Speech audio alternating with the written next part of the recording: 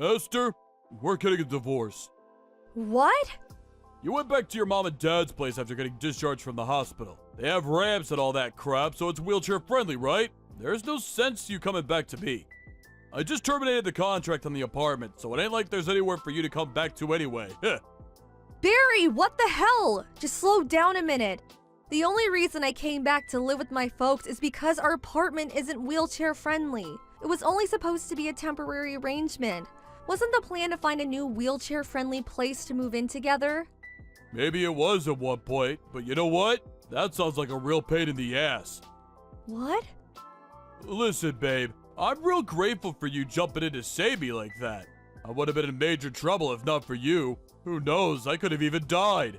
It sucks that you ended up in a wheelchair after falling down the stairs. But you know what, Sugar Dumpling? That's just the way the cookie crumbles sometimes. Thing is, Sweetie Pie, all this time alone, I've been doing some thinking. The fact that your mom and dad's place is wheelchair friendly must mean you had some close friend or relative in a wheelchair living there before. Yes, my grandma. Apparently they had some improvements made on the house to make her life there as smooth and stress-free as possible. Basically, your family home, where they have experience looking after cripples, is a far more suitable care environment than anything I could possibly provide. Think about it. You know I'm right. Oh my god. As soon as I realized that, it dawned on me just how pointless our relationship is. You're dead weight, and divorce is the only answer. How could you do this? You make it sound like you don't even care about me. I'm in a difficult enough place mentally as it is, Barry. I'm in a wheelchair for crying out loud. Did you really have to do this now of all times? Oh my god, my world is falling apart. Oh yeah, that too! Huh? Ever since you got put in a wheelchair, you've been giving off this miserable, depressing aura. Like you're constantly begging for sympathy. And I gotta tell you, babe, it's been hard on me. What the? How could you say this? In any case, I ain't got no interest in continuing married life with a depressing, crippled loser like you. That's why we're getting a divorce. I'll mail the divorce papers to your folks' place. Make sure you get them signed and handed in ASAP. Your folks are gonna have to push you there, obviously. See ya! 3 years later. Hey, Esther, it's been a while. Huh? Is that Barry? Can you believe it's been a whole 3 years? Time sure flies when you're having fun, huh? What do you want? I'm messaging you because there's something I wanted to tell you. What? I'm getting remarried! That's great. Congratulations. Haha, thanks, babe. Was that all you wanted to tell me? Huh? Surely it would be kind of weird if the only reason you wanted to message your ex-wife after 3 years was to tell her you're getting remarried. Surely that wasn't the only thing? To be honest, I think I forgot to block you because I was dead certain you'd never message me again. After all, why would you? I didn't see this one coming. If that was all you wanted to tell me, let's leave it there. I'd appreciate it if you didn't contact me again. Aha! I knew it! I knew messaging you was the right thing to do. What? Why? It's as plain as day. You still have feelings for me, don't you, babe? Excuse me? You know how when you tell a kid not to push a button, they always end up pushing it? It was reverse psychology. You thought by telling me not to contact you, I'd get in touch with you again someday, and you'd have another shot of the prize. Me. I can read you like a book. I'd appreciate it if you stopped playing games and acting so strange. We're done. Barry, and that's final. Now please, stop messaging me. Just leave me alone. You're really annoying. One more thing. My fiance is the daughter of the CEO of a major company. I take a huge sigh of relief every time I remember how I never would have found myself such a good woman if we didn't divorce. Whew, talking about dodging a bullet. Can you imagine? Me, forced to be permanent live-in carer to some whiny cripple for the rest of my life? I made the right decision. Wow. Aha! There it is! The jealousy rears its ugly head. Ha ha ha! I guess no one can blame you. I'm a rugged, fine specimen of a man who can have any woman he wants. And well, you're in a wheelchair. Is this the real reason you messaged me? Huh? Did you just want to mock and ridicule me for being in a wheelchair? To gloat about how much better you think you are than me? About how much better you think your life is than mine? I guess it can't be helped. It is the truth after all. I'd appreciate it if you kept your malicious, spiteful judgments about what you think my life must be like to yourself. Aw, is someone a little mad? Does baby want her dummy? I suggest you be careful about what you say. What? Is that a threat? I'm quaking in my boots here, honest. It'd be an awful shame if you said the wrong thing and forced me to take revenge on you when you least expected it. Whatever, you jealous loser. Oh yeah, that reminds me. I'll invite you to the wedding. It could be good for you.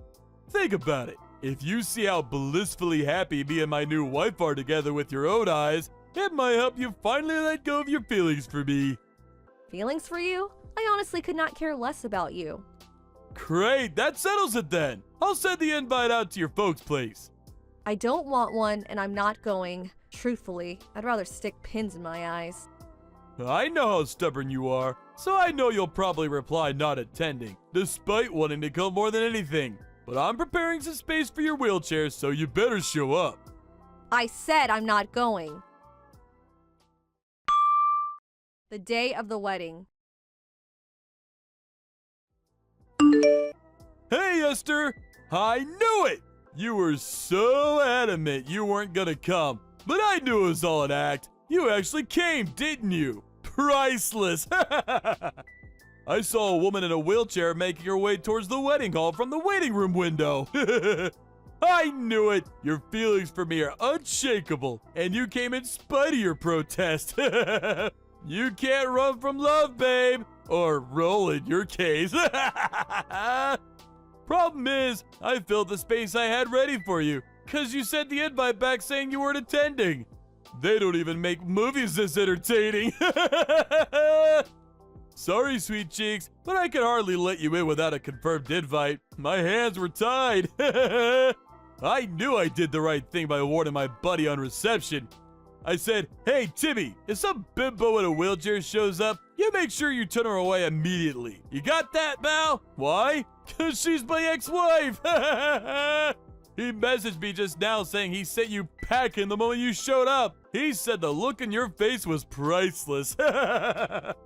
Enjoy the journey home. I hope you brought someone to push you. Barry, I'm sorry, but I'm completely lost. What are you talking about? Crippled! Go home! Go home, go home, go home! Crippled! Go home! Go home, go home, go home! G-O-H-O-M-E!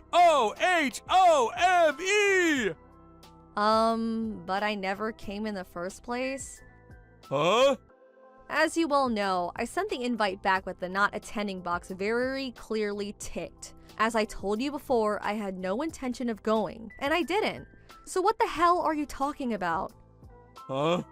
But in that case, who was the one I saw from the waiting room window?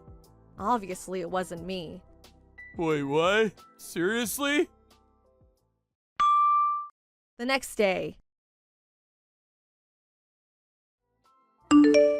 How in the heck of the baby Lord Jesus' name was I supposed to know, you stinky bimbo? Wow, where did that come from all of a sudden? The woman in the wheelchair I kicked out of the wedding after mistaking her for you yesterday was actually my wife's childhood friend. My wife flipped out at me big time for giving her the boot. Apparently they were real close, like sisters. I've never seen her this mad. She's threatening to divorce me, you goddamn evil witch! This is all your fault for being in that godforsaken wheelchair! How dare you!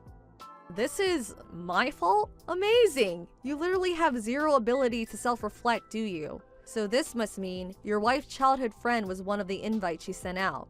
Which also means the necessary arrangements to accommodate a guest in a wheelchair would have been taken by the organizers of the ceremony. Surely there's no way the groom wouldn't have been made aware of something like this at his own wedding.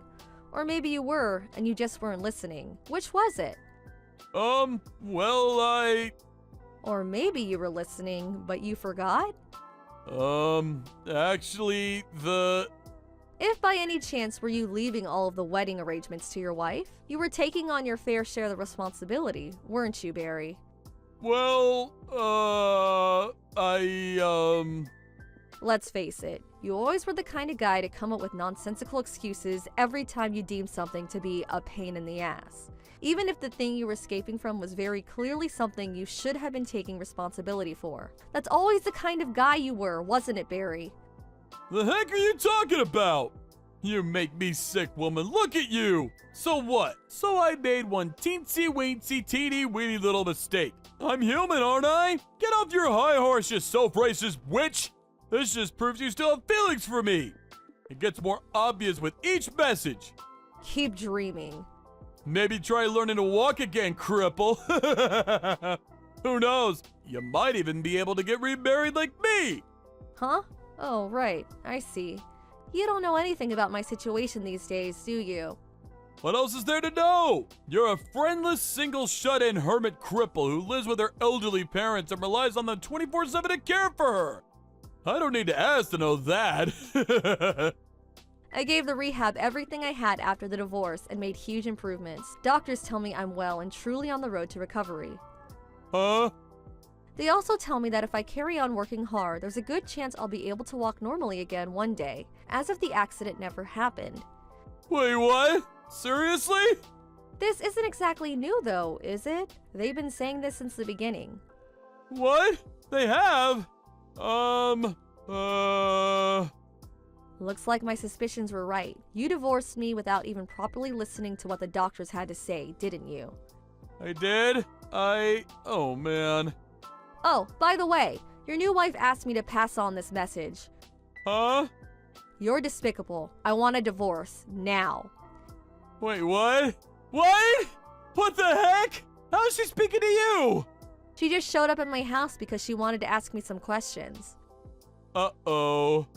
She was pretty curious about the background behind her divorce, and of course, I, being super friendly and sociable, told her everything. She was absolutely furious about how you treated her childhood friend yesterday. She said she suddenly felt like she no longer knew you. She's on her way to you with the divorce papers now. Apparently, she never wants to see you again after you sign them.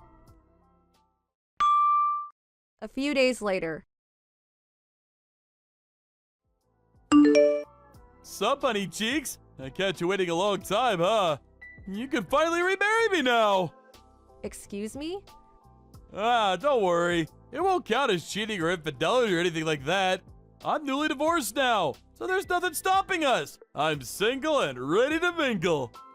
There's nothing stopping us from doing what exactly? I might be a two-time divorcee, but I'm pretty sure that technically goes back down to one with me and you getting remarried. What's more, now that I know you're not going to be a wheelchair anymore, it'll be just like before. You'll be a normal person again. However, there is just one small condition. My bitch ex-wife is demanding ungodly amounts of compensation and saying I owe her all the money she put into planning the wedding. The total comes to just shy of 40K. As long as you pay off that for me, you can have me back. Your family are filthy rich, so it shouldn't be a problem, right? Just give old Pops a call and this'll be settled in a jiffy. I'll be heading over to your folks' place tomorrow, so make sure you have the marriage registration stuff dealt with before I arrive, okay, sweet cheeks? Would you mind slowing down for a sec? There's something you should know. What is it? I already got remarried. Huh? I fell in love with the physio who oversaw my rehab at the hospital. He's such an amazing man.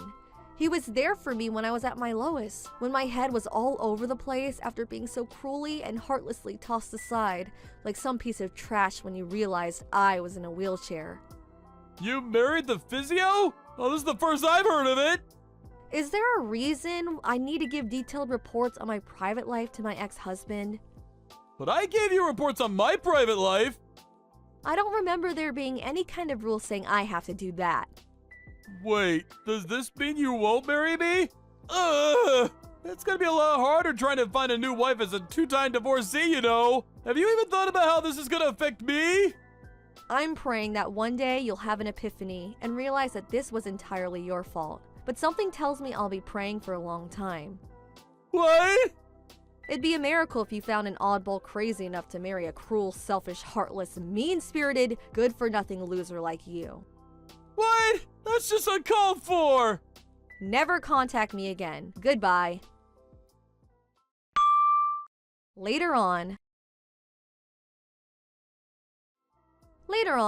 I found out the real reason my ex-husband went out of his way to tell me he was getting remarried was that, apparently, at the time of the divorce, his friends and family found out he was ending things because the thought of caring for his then-crippled wife was too much for a nuisance. Unable to cope with his newfound reputation as a total scumbag, he hatched a plan to heal his damaged reputation. The idea was to goad me into causing a scene at his wedding by provoking me into a jealous rage so he could paint me as some kind of deranged psycho whom he had no choice but to divorce. I really am tired of him. Talk about dodging a bullet. Amazingly, his parents were nothing like him, and me and them had always gotten along, so a few days later, I decided to tell them everything. They immediately hung their heads in shame and apologized profusely. His mom said, as if the shenanigans at the wedding weren't bad enough, "My goodness, Esther, we're so sorry." They vowed to keep a watchful eye on him to ensure he could never hurt anyone again. Last I heard, he was being forced to work to exhaustion to pay off his debts by his ex-military dad.